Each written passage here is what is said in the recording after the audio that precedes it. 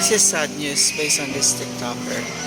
So there was this student where they poured some form of flammable material on her head and it was set on fire, and she is now in serious condition.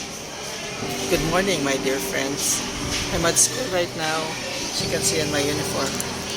And this ran through my page and it made me sad. This happened inside the school campus, somewhere in Canada.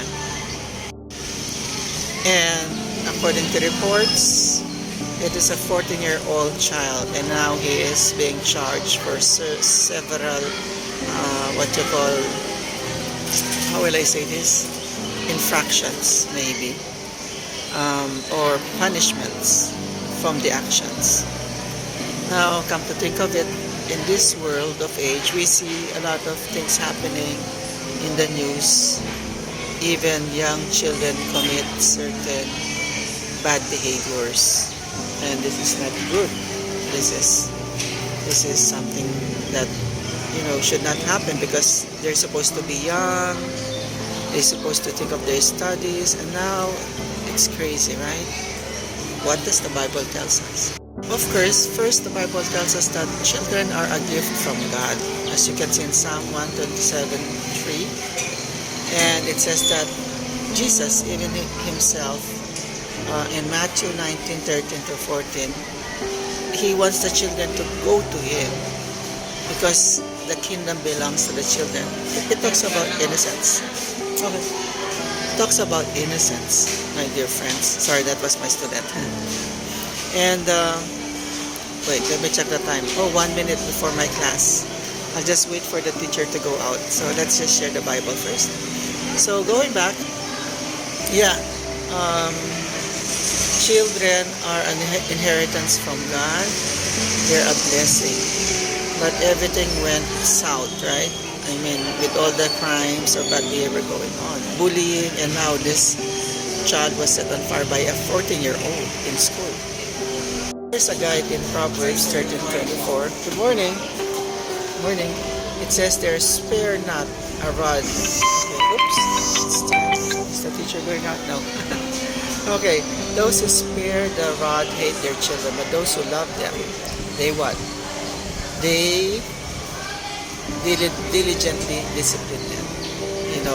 It's very important for a role of a parent to guide their children, to set the boundaries, because they're still young. Take away the internet. Use it only for school purposes, because we don't know what they're watching.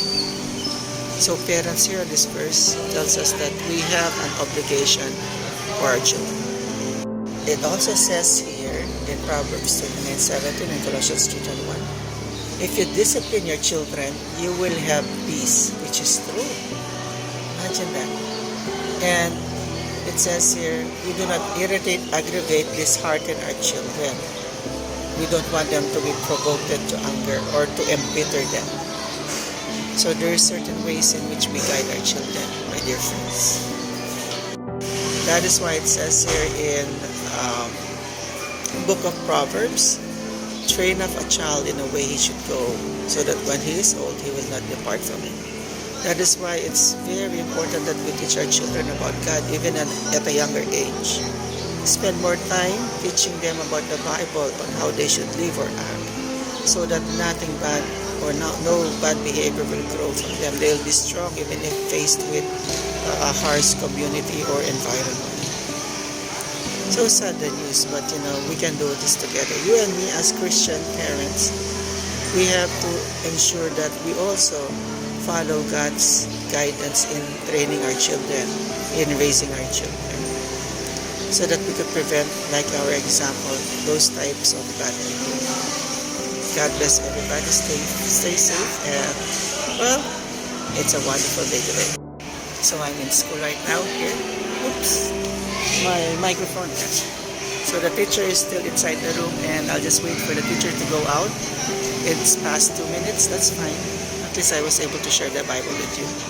So stay safe, my dear friends. God bless. This is my outfit. That's my bag. I have my speakers, so that when I speak, I don't have to shout. I just use the small speaker, and we're all good. We have 4 subjects waiting for me this morning. It's applied economics, it's about business, and it's about politics. Gotta go. Have a nice day. God bless, my dear friends. Stay strong, Christians.